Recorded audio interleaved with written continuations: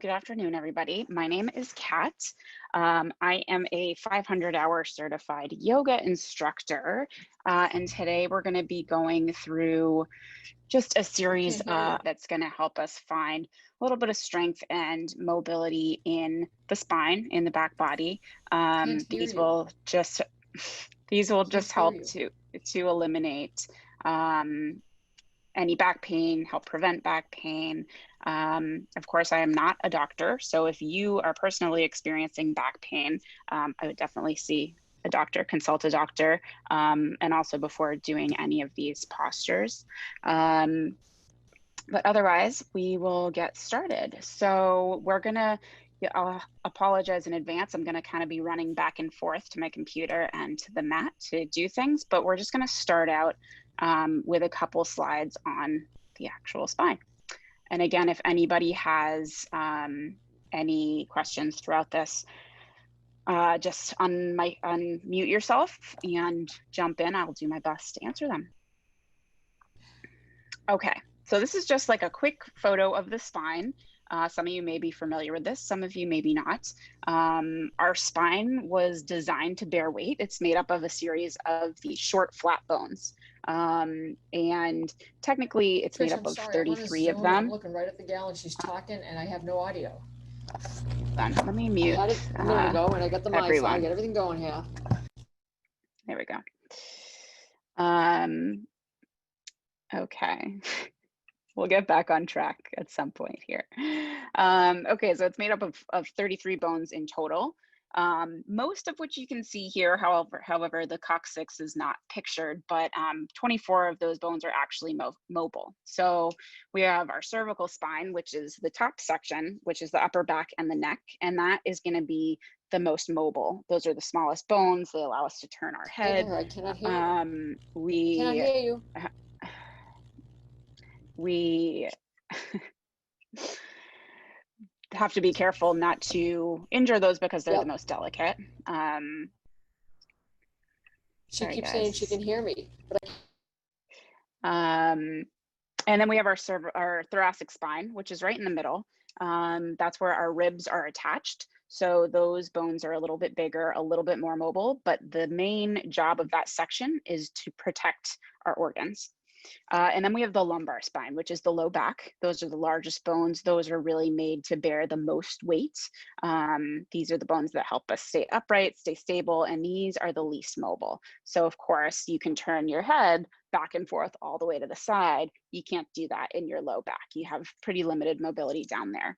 And then lower, we have the sacrum. Those are 5 bones that have actually fused together. And then the coccyx at the very bottom is even lower than that. Those are also fused, so those don't move at all. So dealing with back pain. So about half of working Americans will report having back pain at some point, and their back pain is caused by a number of different things. So spinal irregularities. I, in particular, have scoliosis. So we're all born with, different shaped spines and bones, and so we might just be born differently. Repetitive strain, which is directly related to alignment. If you're doing something over and over again, which without correct alignment, for instance, if you're bending down to pick up a heavy box, but you're bending with straight legs and just leaning forward, that's going to create a lot of strain on the low back. Weak core and weak abdominals. So our core muscles help to keep us upright, and they help us bear the weight of our bodies along with the spine. And the core, when I say core, it's not just the abs, it's the obliques, it even includes the glutes, the hips. And so the stronger we are in that core section of the body, the less we have to rely on joints and ligaments to help us move. Engaging the core in any exercise will also prevent us from overarching the spine. So anytime we're doing a posture, almost anytime we're doing a yoga posture, we're engaging the core at least a little bit, just so that it helps us to protect that low back. And poor alignment. We've all seen somebody that has poor alignment or poor posture. It's just very exaggerated in the curves of the spine. Either they're hunched or they have, you know, sway back posture where their low back is really arched and exaggerated. There we go. And having proper alignment just puts a lot less stress on our spine. Of course, injury can lead to back pain that should always be looked at by a doctor. And then tightness in the extremities. Back pain often doesn't start in the back, it'll start in our legs. Hamstrings are a really good example. If we have really tight hamstrings, they actually insert into our pelvis bone, and the tighter they are, the more they're gonna pull on that bone, and it's gonna cause tension in the low back. You guys can't see the whole screen?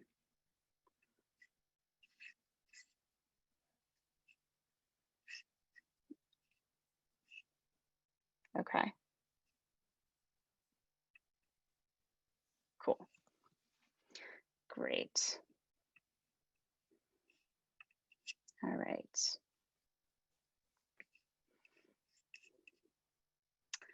All right, so the first thing that we're gonna do is I'm gonna have you guys stand up, trying to keep all these screens visible on my tiny computer screen, so I'm moving them around. So let me know if something disappears again. Okay, so the first thing I'm gonna have you guys do, you don't have to do it if you don't want to, but I'm gonna stand up and show you just how to properly align the body. And this presentation will be available afterwards if you want to revisit it. So when you have proper alignment in the body, that is when you have the least amount of stress on the skeleton. So what you want to do is when you're standing upright, you really want to start with the feet and you want to press through all four corners of your feet. And that'll help to lift the arches of your feet, which might sound a little weird until you actually do it and can feel it. So when the arches of your feet actually lift up, it'll help to engage the lower leg. So you'll feel it engaging the backs of the calves. And then we want to lift our kneecaps, and that'll help to engage the quads. So when we're standing, we want to make sure that we're not standing with our pelvis tilted forward. And we also want to make sure that we're not standing with our shoulders hunched over. So we want to lift those kneecaps, engage the quads. Then we want to pull the belly up and in, and we want to relax the shoulders down the back, roll them away from the ears, and think about squeezing them together, not so much that it takes a lot of effort and it's really uncomfortable. We don't want to be walking around like this, but you want to squeeze them towards each other just enough so that your chest feels nice and open. And then you always want to have your spine, you want to have all the bones stacked, and that includes your head. So you want to have these bones in the neck, the back of the head, in line with that tailbone, so that your spine, each bone is stacked on top of the other. And you should still have natural curves in the spine. You just don't want to exaggerate them. You want to avoid any rounding in the back. You want to avoid any arching in the low spine. So when your bones are stacked, you'll feel a little bit lighter. It'll be easier to move. Whereas when you're standing like this, you'll feel that the arms are kind of dragging you down and it's putting more pressure on this mid-spine. So you always want to stand as upright as possible, and that will have the least amount of stress on the skeleton.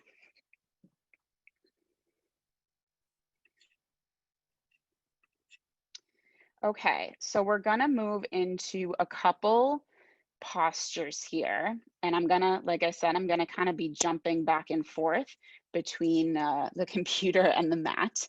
But we're gonna start with our cat-cow. So cat-cow is a very, very popular posture. This is recommended by a lot of yoga instructors, even a lot of doctors, and for back pain, this is a good stretch, of course. Consult your own doctor before you try it, but this encompasses a lot of things. So this creates and maintains some flexibility in the spine. It helps to really warm up the spine, warm up the surrounding muscles. It can help you release tension in the upper back. It allows you to really spread the shoulder blades apart. It also helps you strengthen the core when you're in this rounded back cat pose. And this one has shown to be pretty effective at reducing back pain. So if you want to try it, we will get on the mat and set it up. And we won't be using many props. We won't be using any props during this session, but I do have some so that I can show you some modifications in case you want to try some of this stuff at home, and doing it without props doesn't feel good. So for our cat-cow, we just want to set up with our wrists directly underneath our shoulders. So you don't want the hands to be too far out. You don't want them to be too far in because you don't feel stable. So you want the wrists to be directly under the shoulders, and you want the knees to be directly under the hips. And you want to keep the hands and the knees about hip width distance apart. And then you want to keep a neutral spine. So if you notice, my back is pretty, there's a little curve in it, but this is just the natural curve of my spine. And that's what I mean when I say a neutral spine. And we typically move with our breath in cat-cow. So when we inhale, we tilt the tailbone up, allowing our belly to come down. And then we lift the chest forward. And then as you exhale, you press the floor away. And then you round the spine, tuck the chin, squeeze the belly just a little bit, and you'll feel your shoulders separate just a little bit. And then inhale, lift the tailbone, drop the belly, and try to just gaze a couple feet in front of you. Instead of craning your neck all the way back to look up, you still want to keep that head in line with the spine. And then exhale, pressing the floor away. You can press through the tops of the feet, the shins. And then just keep going, moving with the breath, inhaling into this cow pose and exhaling to press back into your cat pose. And I do this in every single class I teach. This is one of the first things that we do. And if the arch in your back in your cat pose is uncomfortable, you don't have to go so deeply. You can just come back to a neutral spine and open the chest a little bit. You don't have to drop the belly super low. So you can just do this for a couple minutes to just warm up the spine. And a lot of times we'll move the hips back and forth. So if you ever just need a little back stretch when you get out of bed in the morning, or if you're feeling a little stiff, this is a really good one. If you have any knee sensitivity, you can always just take a blanket from your house and you can use it to pad your knees, folding it over either once or twice, and you can just kneel right on it. Same with your wrists. You can also take a blanket under your wrists if you have any wrist pain, just to elevate them a little bit so that the angle isn't so harsh. Or the other thing you can do for your wrists is just come up to your fists, kind of like these gorilla hands, and that works just as well. All right, let's see. And then on the next slide, I just have a couple notes about what to avoid, craning the neck back too far in cow pose, and also hyperextending the elbows. That one comes up a lot.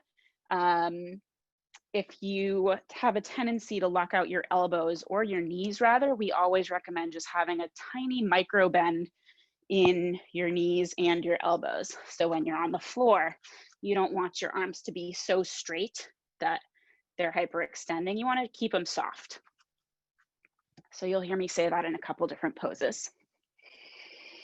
All right, moving on to some twists. So twisting takes care of a lot of different things as well. Twisting is really great for realigning the spine, but something you also hear a lot about twists is that they're really good for the organs. They're really good to detoxify because it puts some gentle pressure on all of your organs, helps with digestion, just kind of helps to wring everything out. And with twisting, we have so many different options.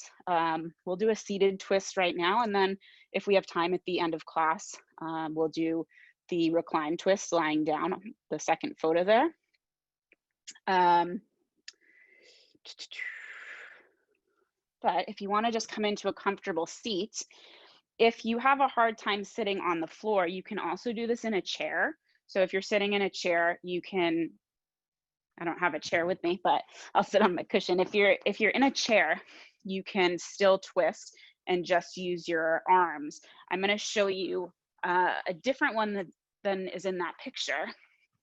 But if you want to just come to a comfortable seat, you can either sit down on the floor. If you do have tight hips and this position is uncomfortable, you can prop your hips up on a blanket or a pillow, and it will give you a little bit more room in your hip flexors. So as you inhale, sit up nice and tall, shrug the shoulders down, feel the chest nice and open. And then take an inhale, we're gonna bring the arms up overhead, and you can still do this if you're in a chair. And as you exhale, we wanna twist towards the right, and we wanna start in the low spine. So squeeze the belly and try to point your belly button towards the right wall. We're gonna bring the left hand to the right knee, and then the right hand is just gonna support you from behind. You can gently press into it to get a little bit longer in the spine. So obviously your belly button is not going to point towards that right wall, but we want to think about doing that. So we want to start at the low spine and then rotate up through the spine. We don't want to start in the neck and crank it as far as we can, because that's not, one, you might hurt your neck, and two, it's not going to do anything for the lower part of the spine. So you can do this exact same thing if you're in a chair. You can just have your hand outside of your knee. And then every time you inhale, see if you can sit a little bit taller. And as you exhale, squeeze the belly, and maybe you twist a little bit deeper. But of course, you don't want to feel any pain in your twist. And then we're going to switch to the other side. So as you inhale, sweep both arms back up. And then exhale, twist to the left. Bring the right hand to the knee. And you don't want to use this arm to twist yourself so much that it's painful. It should just be gentle. You should feel a little bit of a twist, but no pain. Anytime we're doing yoga postures, we should not feel any pain. And when we're twisting, we want to really try to keep that spine nice and tall.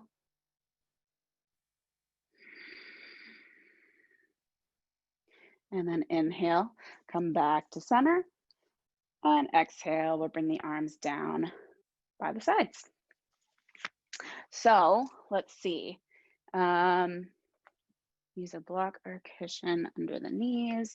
Yes, that's when we're lying down. I'll go through that at the end. All right. Next posture, some forward bends. So we've got a lot of options when it comes to forward bends. I do twists in every class. I do forward bends in every class. I do most of these postures in every class I teach. But forward bends really help to open up the hamstrings, which I mentioned is a pretty common cause for back pain. And when you're doing a forward bend, the point is not to touch your toes. The point is just to open up the backs of the legs and decompress that low spine. So this is a good one for releasing tension in the low back. And this one will also stretch the muscles that run all the way up the spine. So you can see this top picture is a wide-legged fold. This one will get a little bit deeper into the hamstrings. We're gonna do the one underneath that with straight legs, and then we're gonna do a standing one. So again, if you do have those tighter hips, you can sit up on a blanket. It'll give you a little extra room. You can even double it up so you get a little more height. And then you can extend the legs out in front of you. And you can start with the toes flexed. And again, the point here isn't to reach your toes. And you can always start with the knees bent. So we want to try to bend from the low back. So we want to lead with the belly button. And if you're sitting on the floor and it feels like you're sitting like this, I would recommend grabbing a blanket and just propping yourself up a bit. And that'll just help you to lengthen that low back a little bit and just sit right on the edge of it. So on the inhale, sweep the arms up. And then exhale, start to fold forward, again, leading from the belly. And you can bend the knees if you have really tight hamstrings, and really try to get your belly to lay on your thighs. And that won't happen for many of you. It doesn't happen for me every day either. But that's kind of what we want, the feeling that we want to go for. And then you'll feel the low back really start to lengthen. And then from here, if you want, you can bring a pillow or a cushion, or if you have yoga blocks at home, you can grab one and you can just let your head rest here. What you don't want to do is really let the head hang heavy and put a lot of strain on that upper back. But if you're close enough, you can put something there for support. So anytime we're doing a forward fold, you really want to hinge from the hips. Probably the biggest thing that I see is people reaching from their shoulders. So people want to touch their toes and then they're pulling from their shoulders. They're just reaching with their arms, and this is putting a lot of tension in the upper back. It's rounding the spine. We really want to focus on having that straight back and leading from the belly, folding at the waist. All right, another option for forward folds is a standing version. And when I do the standing version with my class, I usually say to leave a pretty significant bend in the knees. So some teachers cue it with straight legs and just a micro bend, but it gets more into the upper back if you really let your knees bend. So we always want to bend at the hips. So bring a little softness to your knees, squeeze the belly, and then start to hinge forward at the hips. And if you know that you're going to be far away from the floor, you can always put your hands on a book or something and just let the head hang heavy. Again, we're trying to fold right at the hips and touch the belly to the upper thighs. And then I usually tell my students to really bend the knees and really allow the belly to rest on the thighs here. And from there, you can let your head hang heavy because your spine has a little bit more support. And once you let your head hang heavy, you can actually use the weight of the head to start to decompress the bones in the neck and the upper back. And just breathe here for a few breaths. If you can really feel this in your hamstrings, again, bring something under your hands to bring you a little bit higher up. And if you do feel it in your hamstrings, that's okay. You just want to make sure that you feel it kind of in the belly of the muscle here, right in the middle of the muscle. You don't want it to feel pinchy right near your seat where that muscle inserts. You want to feel it right in the middle. And in my classes, I usually give students the options of grabbing opposite elbows and just finding a little sway. And you'll actually feel, if you let go, just try to relax and soften as much as possible, you'll be able to feel the back body really releasing.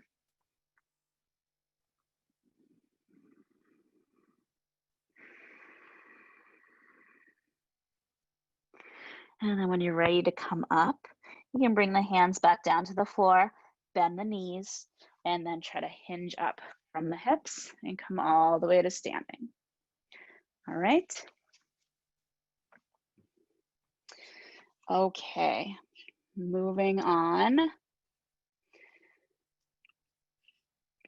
Okay, so if you have ever done a yoga class, you may have done a downward facing dog. This one can be a little bit more challenging. So if any of you don't want to do this one, that's totally fine. But I am going to show it. This posture, it lengthens the spine and it's really good for the core. So this really helps to strengthen the core, helps to strengthen the shoulders, and it helps to realign the spine if you're doing properly. This also really opens up the hamstrings. You'll notice a lot of these do incorporate some kind of hamstring stretch.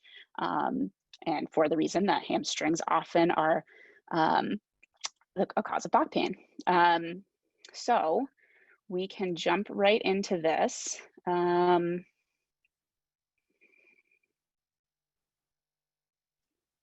Okay. So for our downward facing dog, we're going to start in our tabletop where we did our cat-cow pose.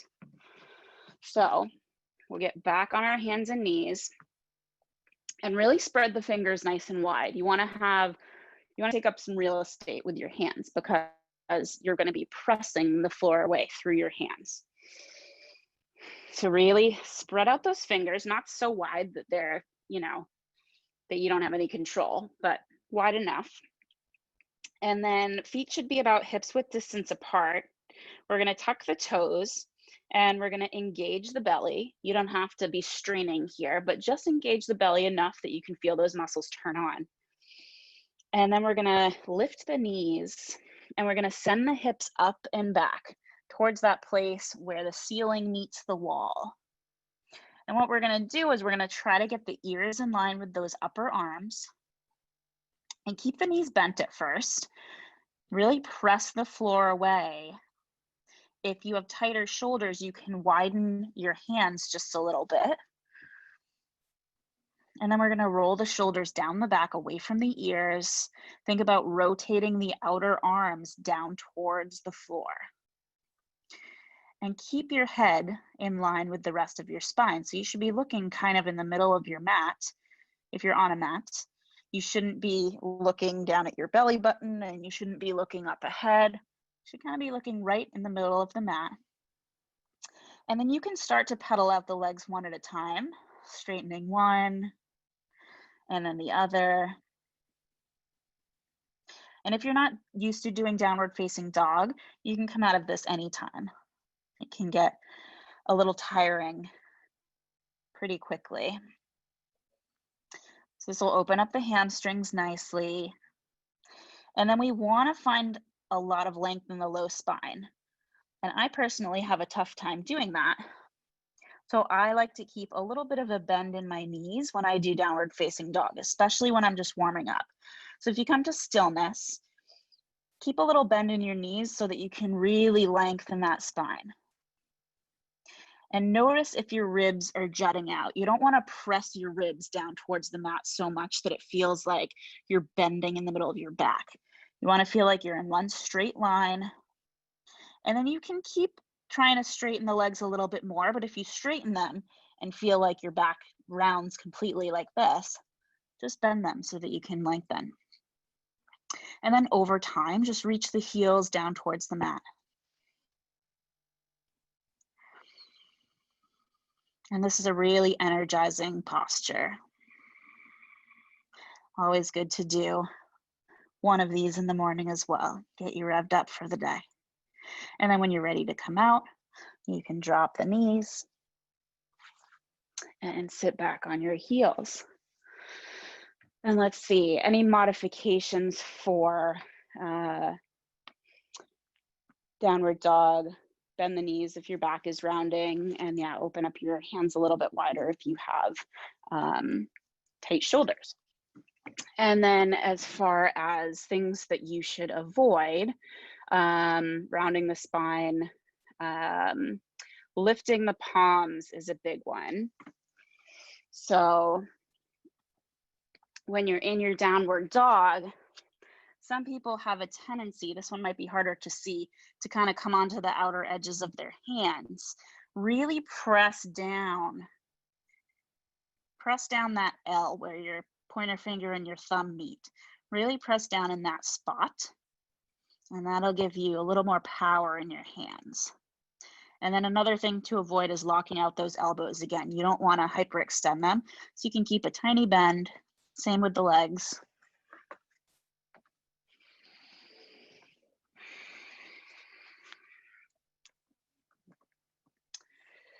Okay.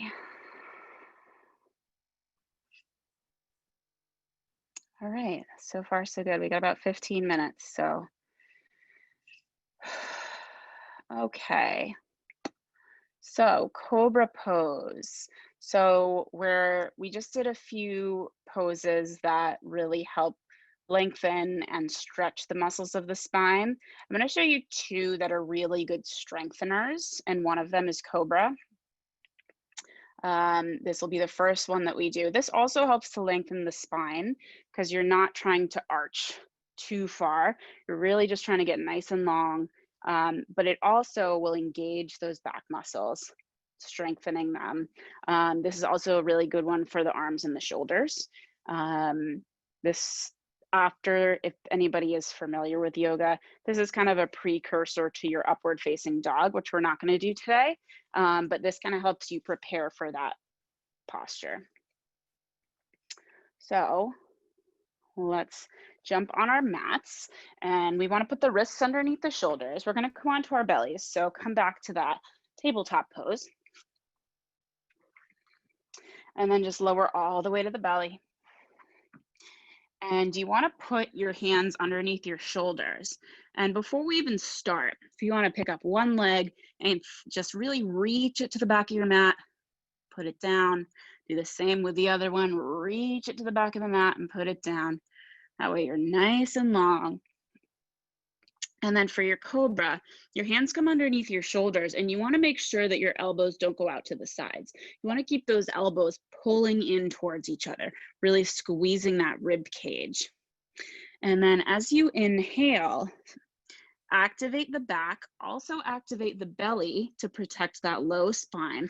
So even though it seems counterintuitive, just activate the core a little bit, activate the upper spine, and just lift the chest. And you can press into the hands and just come up a little bit. You don't have to come all the way up. And you can squeeze the glutes here as well. And if you feel any pressure in the low back, you can just lower down. So we'll take a little break, bring the right ear to the mat, can bend the knees. Let's do a little windshield wiper back and forth. And we'll do that 2 more times. So you can either join in both times or you can just watch.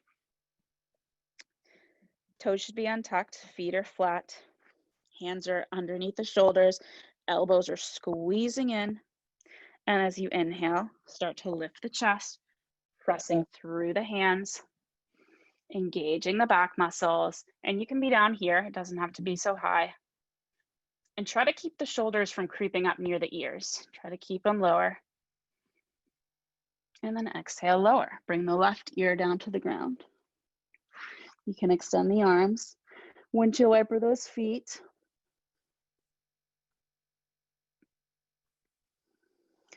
And then we'll do this one more time. And you can skip the third round if you're already feeling it. If you aren't used to doing back bending, this can, you can definitely feel this after 1 or 2 rounds. Plant the hands under the shoulders one more time, fingers nice and spread. Squeeze the elbows in, and as you inhale, press through the tops of the feet and the shins, squeeze the belly, lift the chest, press yourself up. Roll the shoulders away from the ears. And just breathe a couple breaths. And on your exhale, lower all the way down. You can bend those knees one last time. Find a couple windshield wipers, bringing the hands straight down. And then I know that our next pose is going to be child's pose, so I'll just go right into it, and then I'll go through the slides when I get back to the computer. So to get into child's pose, we're just going to press ourselves back through that tabletop. We're going to open up the knees about mats width distance, keep the toes together, and then sit the hips back. You can let the forehead come down to the mat, and you can reach the arms out in front of you. Now, I know this isn't comfortable for everyone, so we've got a couple adjustments that we can make. If your seat is floating way above your heels, you can take a blanket and you can just roll it up and put it behind your thighs. And then you can sit back on it and it'll give you a little more support. That's one option. If this still is not comfortable, you can take a pillow from your bed or multiple pillows and just put it under your torso. and you can actually just lie right down on that. That is an option as well. And then the last option, which is really just another variation of this pose, I use both of them in class. If you bring the knees together, you can sit back on the heels, and that will lengthen the low spine a little bit more. And you can bring the forehead down, or you can bring the arms down by the sides. And this pose just really lengthens those muscles of the spine. This is a nice gentle one. It decompresses and releases tension in the low back. And this one really promotes relaxation too. So in class, we typically use child's pose as our resting pose between postures. So it just gives you a chance to breathe. Let me check here to see what people are saying.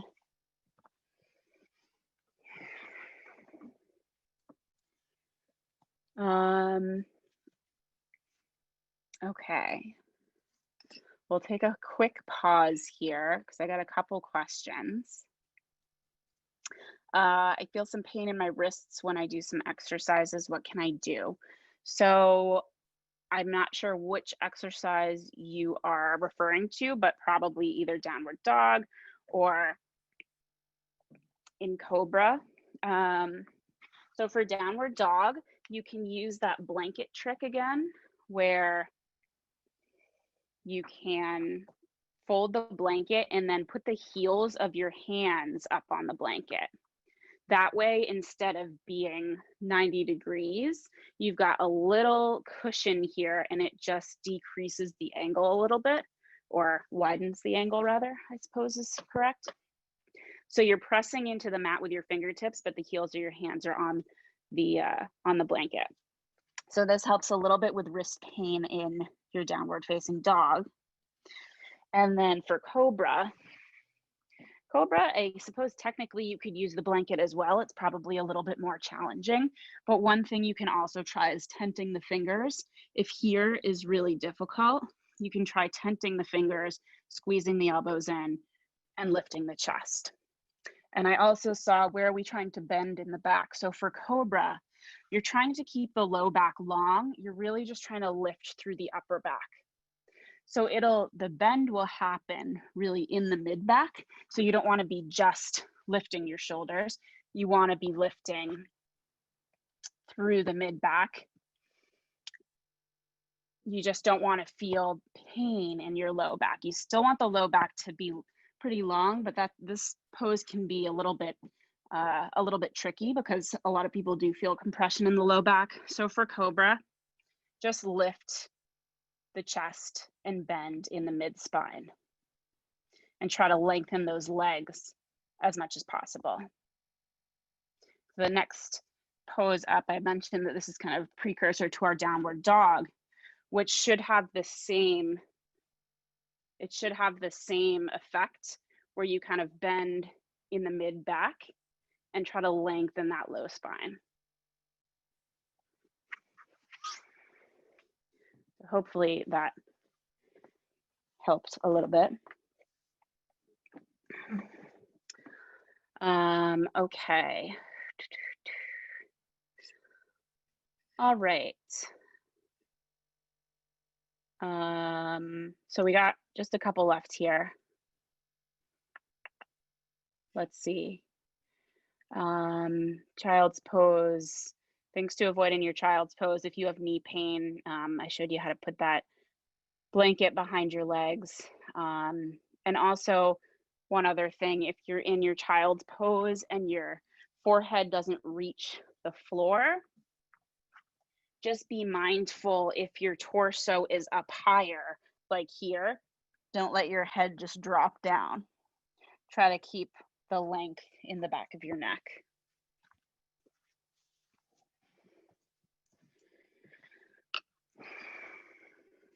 Okay. All right, so we're gonna try bridge pose. If you're a beginner, you can still do bridge pose. It might look a little more complicated, but this is one other pose that'll just help to strengthen the back body. We got about 4 minutes left. So this will help to open the chest. It'll also strengthen the hamstrings. One of the important parts of stretching is you want to stretch, but you also want to strengthen. That's going to help you maintain the stretch over time versus stretching a muscle once and then it just kind of snaps back like an elastic band. So for bridge pose, we want the feet to be hips width distance apart. Knees are going straight towards the sky.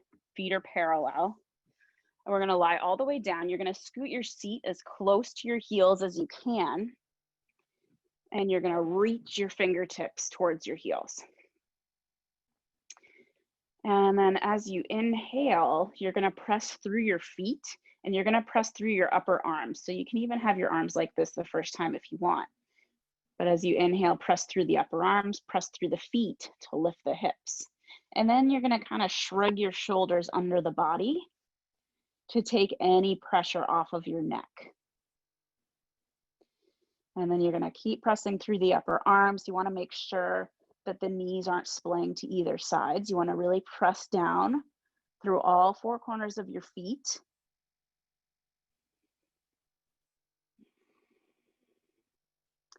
And then as you exhale, slowly lower one vertebra at a time. And then you can heel toe the feet open a little bit. Find a bit of a windshield wiper here. And we'll just do that one more time because we're running out of time and I got one more good one. And if you do have a block at home or if you have a pillow, you can take a restorative bridge, a supported bridge, where you can just place a block or a pillow right under the low back. And you can just kind of hang out here and it'll help to lengthen the spine. You won't get as much of the strengthening in your hamstrings, but it'll still help to decompress the spine. So we'll try one more time, pressing through the feet, pressing through the upper arms. Inhale to lift the hips up. Wiggle the shoulders underneath. Make sure there's no pain in the neck. And take one big breath. And slowly exhale to lower. And we'll windshield wiper the knees back and forth one last time. So the last pose I have on here, and we barely have time for it, is legs up the wall, which is exactly what it sounds like. You can either take a blanket or a block, and you can lift up your hips, sit them on the blanket or block, and then send the feet straight up to the sky. Or you can sidle your way right up to the wall. I have a window here, but I'll show you anyway. Be a couple inches away, and then send your legs straight up and just let them lean on the wall. And this pose, some believe that this pose cures everything. It's a super relaxing pose. It helps with circulation, digestion, but it gives you a really gentle stretch in the hamstrings. But it's a restorative pose. It's more relaxing. So you're not really exerting any force anywhere. Here we are. Relieves tension in the low back, provides a gentle stretch. This is a great one for stress and anxiety. Great one to help put you to sleep. So I recommend, we didn't have time to really get into that one, but I recommend trying it at home. If we are out of time, this presentation will be available for you guys to review if you'd like to. If you have any questions, we'll stay for a couple extra minutes here. Otherwise, thank you guys so much for joining me. I hope this is helpful. Bye.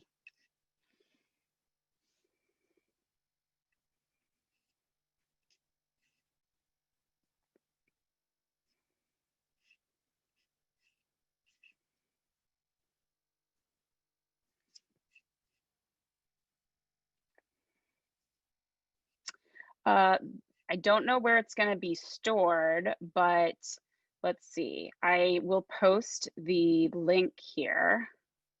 Actually, let me just share this one slide with you, and it has the link on it. There you go. tuftshealthplan.com/COVID-19/member/member webinar-series. Please allow 1 week for it to appear, but it will be available